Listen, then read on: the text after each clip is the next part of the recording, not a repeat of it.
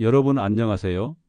혹시 지금 이 순간에도 여러분의 주방에 있는 그 기름이 암을 부르고 있다면 어떻게 하시겠습니까? 매일 아침 샐러드에 뿌리는 올리브 오일, 나물 무칠 때 넣는 참기름, 건강하다고 생각해서 챙겨 먹는 들기름. 이 모든 것들이 사실은 암세포의 성장을 돕는 연료가 될 수 있다는 충격적인 사실을 알려드리려고 합니다.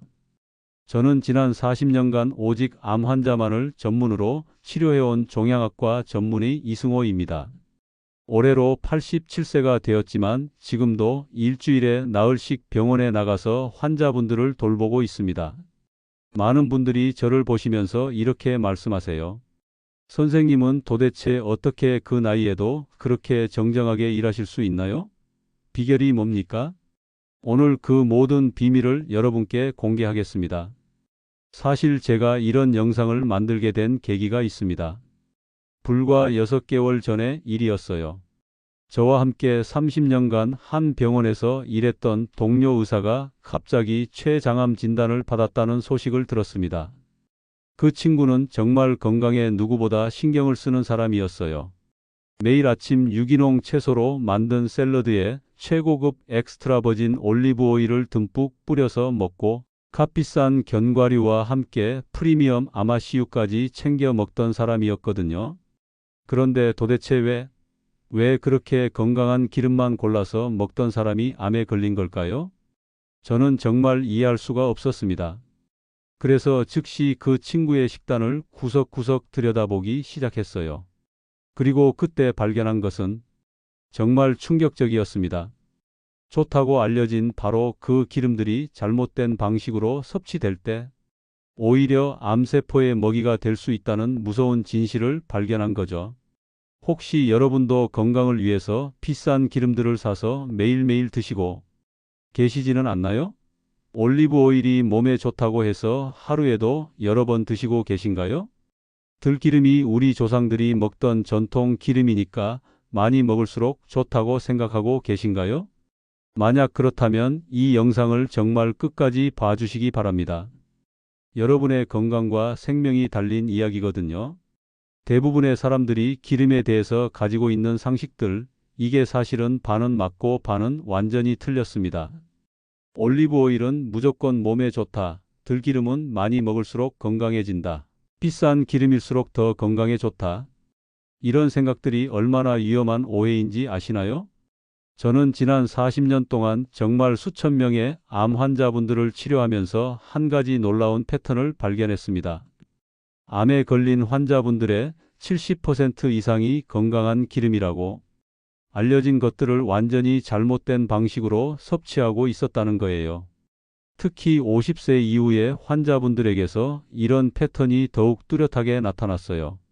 나이가 들면서 건강에 대한 걱정이 커지기 시작하잖아요. 그래서 TV나 인터넷에서 본 건강 정보들을 맹신해서 특정 기름을 과도하게 섭취하시는 경우가 정말 많았거든요. 여러분, 암세포가 가장 좋아하는 것이 뭔지 아세요? 바로 잘못 섭취된 지방입니다. 암세포는 정상세포보다 무려 10배 이상 빠르게 성장해요. 그러니까 당연히 더 많은 에너지가 필요한 거죠. 그리고 그 에너지의 주요 공급원이 바로 지방인 거예요. 특히 오메가6 지방산이 너무 많아서 오메가-3화의 균형이 완전히 깨지게 되면 우리 몸은 만성 염증 상태가 되어버려요. 그리고 이런 상태는 암세포들이 자라기에 최적의 환경을 제공해 주는 거죠. 실제로 제가 경험한 충격적인 사례들을 여러분께 말씀드릴게요. 작년에 저한테 온 환자분 중에 55세의 김영미라는 여성분이 계셨어요. 이분은 유명한 건강 블로거셨거든요. 인스타그램 팔로워가 10만 명이 넘는 인플루언서로 활동하시면서 매일매일 건강한 식단을 소개하고 특히 기름의 중요성에 대해서 강조해 오던 분이었어요. 그런데 어느 날 갑자기 심한 복통을 호소하시면서 응급실로 오셨는데 각종 검사를 해보니까 간암이기라는 진단이 나온 거예요. 정말 믿을 수가 없었어요. 그렇게 건강한 기름만 골라서 드시던 분이 암에 걸렸다니요. 제가 그분의 식단을 자세히 들여다봤더니 정말 놀라운 사실을 발견했어요. 이분이 하루에 올리브 오일을 무려 50ml 이상 드시고 계셨던 거예요. 아침에 샐러드 만들 때 2큰술, 점심에 파스타 만들 때 또 2큰술, 저녁에 채소볶음 할 때 또 2큰술. 하루 종일 기름을 물 마시듯이 드시고 계셨던 거죠. 그분이 저한테 이렇게 말씀하시더라고요. 선생님, 올리브 오일은 몸에 좋다고 해서 많이 먹었는데요. 왜 이런 일이 생긴 건가요? 그때 그분의 절망적인 목소리가 아직도 제 귀에 서네요. 아무리 좋은 기름이라고 해도 과하면 독이 된다는 사실을 전혀 모르고 계셨던 거죠. 또 다른 사례도 말씀드릴까? 62세 백동철이라는 남성분이었는데 이분은 평생 건강에 정말 자신만만하셨던 분이에요. 시골에 계신 어머니가 직접 기르신 들깨로 짜신 참기름을 매일 아침마다 한 숟가락씩 그냥 마시듯이 드셨거든요. 우리 조상들이 대대로 먹어온 전통 기름인데 몸에 나쁠 리가 없지라는 생각이셨던 거죠. 그런데 3개월 후에 위암 진단을 받으신 거예요. 나중에 알고 보니까 박 씨가 드시던 그 참기름이 제대로 보관되지 않아서 이미 산패가 많이 진행된 상태였던 거예요. 기름이 상하게 되면 과산화지질이라는 발암물질이 생성되는데 이걸 매일매일 드신 것이 암의 원인 중 하나가 되었던 거죠. 그리고 최근에 만난 58세의 이정숙님의 경우는 정말 충격적이었어요. 이분은 한 달에 기름값만 30만 원을 쓰시는 분이었거든요. 유기농 아마씨유, 호두유, 마카다미아넛 오일, 아보카도 오일, 온갖 프리미엄 기름들을 번갈아 가면서 드시고 계셨어요. 그런데 유방암이 재발한 거예요. 도대체 왜 그랬을까요? 문제는 여러 종류의 기름을 무분별하게 섞어서 드시면서 지방산의 균형이 완전히 깨져버린 거였어요. 각각 하나하나는 분명히 좋은 기름들이었지만 조합과 섭취량에서 완전히 잘못된 선택을 하신 거였죠. 이런 사례들을 보시면서 어떤 생각이 드세요? 저는 이분들을 치료하면서 정말 마음이 아팠어요. 건강을 위해서 몸에 좋다고 해서 선택한 것들이 오히려 독이 되어버린 거잖아요. 그래서 오늘 여러분께 기름에 대한 정확하고 올바른 진실들을 말씀드리려고 해요. 먼저 올리브 오일에 대한 진실부터 말씀드릴게요. 올리브 오일이 건강에 좋다는 것은 분명히 맞아요. 하지만 여기에는 반드시 지켜야 할 조건들이 있어요. 첫 번째, 절대로 가열해서는 안 됩니다. 올리브 오일의 발연점은 대략 160도에서 190도 정도인데 우리가 평소에 볶음 요리를 할 때의 온도는 보통 200도를 넘어요. 이때 올리브 오일은 독성 물질로 변해버린다고 보시면 돼요. 두 번째, 하루에 한 큰술 이상은 절대 드시면 안 돼요. 아무리 몸에 좋은 기름이라고 해도 칼로리는 똑같거든요. 올리브 오일 한 큰술이 대략 120칼로리예요. 만약에 하루에 세 큰술만 드셔도 360칼로리인데 이게 밥 한 공기와 맞먹는 열량이에요. 세 번째, 가짜 올리브 오일을 정말 조심하셔야 해요. 시중에 파는 올리브 오일 중에서 70% 이상이 다른 기름을 섞은 혼합유라는 사실 알고 계셨나요? 라벨에는 엑스트라 버진 올리브 오일이라고 써 있지만 실제로는 콩기름이나 해바라기 씨유 같은 값싼 기름들이 섞여 있는 경우가 정말 많아요. 다음으로 오메가-6에 대한 무서운 진실을 말씀드릴게요. 해바라기 씨유, 콩기름, 옥수수유, 카놀라유. 이런 기름들의 공통점이 뭔지 아세요? 바로 오메가6 지방산이 압도적으로 많다는 거예요. 오메가6 지방산 자체는 사실 우리 몸에 꼭 필요한 필수 지방산이에요. 문제는 비율이에요. 오메가6와 오메가3의 이상적인 비율은 4대1 또는 3대1 정도인데 현대인들은 평균적으로 20대1까지 섭취하고 있어요. 이런 극단적인 불균형이 무엇을 가져올까요? 바로 만성염증이에요. 그리고 이 만성염증이야말로 암의 온상인 거죠. 실제로 제가 치료한 대장암 환자분들의 식단을 분석해 보니까 90% 이상이 오메가6를 과다 섭취하고 있는 상태였어요. 그리고 들기름에 대해서도 말씀드려야겠어요. 들기름은 우리나라 전통 기름이니까 당연히 안전하겠지? 라고 생각하시는 분들이 많은데 이것도 큰 오해예요. 들기름의 주성분인 오메가3 지방산은 정말 불안정해서 쉽게 상해요. 특히 빛이나 열, 공기에 노출되면 하루만 해도 산패될 수 있거든요. 상한 들기름을 먹는 것은 독을 먹는 것과 똑같아요. 실제로 제 환자분 중에서 상한 들기름을 드시고 급성 췌장염에 걸리신 분도 계셨어요. 그런데 가장 위험한 건 뭔지 아세요? 바로 반복해서 사용한 튀김기름이에요.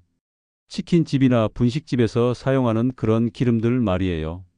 기름을 180도 이상으로 가열하게 되면 트랜스지방과 각종 발암 물질이 생성돼요. 그런데 이미 여러 번 사용한 기름이라면 발암 물질의 농도는 상상을 초월해요. 실제 연구 결과를 보면 5회 이상 재사용한 튀김 기름에는 정상 기름 대비 100배 이상의 발암 물질이 검출되었어요. 그럼 이제 해결책을 말씀드릴게요. 어떻게 하면 기름을 안전하고 건강하게 섭취할 수 있을까요? 먼저 기름별 올바른 사용법부터 말씀드릴게요. 올리브 오일은 절대로 가열하지 마시고 샐러드에만 사용하세요. 그것도 하루에 1티스푼이면 충분해요. 들기름은 반드시 냉장 보관하시고 개봉한 후에는 1개월 이내에 다 드셔야 해요. 그리고 나물 무칠 때만 사용하시고요. 참기름은 볶음 요리 마지막에 향을 위해서 몇 방울만 떨어뜨리시면 돼요. 만약에 고온 조리를 하셔야 한다면 코코넛 오일을 사용하세요. 다만 포화지방이 많으니까 주의하셔야 해요. 그리고 기름 섭취량을 조절하는 것이 정말 중요해요. 하루에 총 2큰술을 절대 넘기시면 안 돼요. 조리용으로 1큰술, 드레싱용으로 1큰술, 이게 한계예요. 그런데 여기서 함정이 있어요. 견과류나 씨알류에도 기름이 들어있다는 사실을 잊으시면 안 돼요. 호두 10개를 드시면 이미 기름 1큰술을 드신 셈이거든요. 오메가 균형을 맞추는 것도 정말 중요해요. 오메가6는 줄이고 오메가3는 늘려야 해요. 오메가6를 줄이려면 가공식품이나 패스트푸드, 튀김류를 줄이셔야 해요. 오메가3를 늘리려면 등푸른 생선을 일주일에 2번 이상 드시고 아마씨를 하루에 1티스푼 정도 드시면 좋아요. 그런데 사실 가장 안전한 방법은 기름 사용을 최소화하는 거예요. 찜 요리는 영양소 파괴도 최소화하면서 기름을 전혀 사용하지 않아도 돼요. 물볶음은 기름 대신에 물을 사용하는 거고요. 그릴 요리는 오히려 기름이 빠지면서 조리가 되잖아요. 요즘 많이 사용하시는 에어프라이어도 기름 없이 바삭한 식감을 낼 수 있어서 좋아요. 기름 보관하는 방법도 정말 중요해요. 기름은 마치 살아있는 생명체와 같아서 잘못 보관하면 금세 상해버려요. 어두운 곳에 보관하셔야 해요.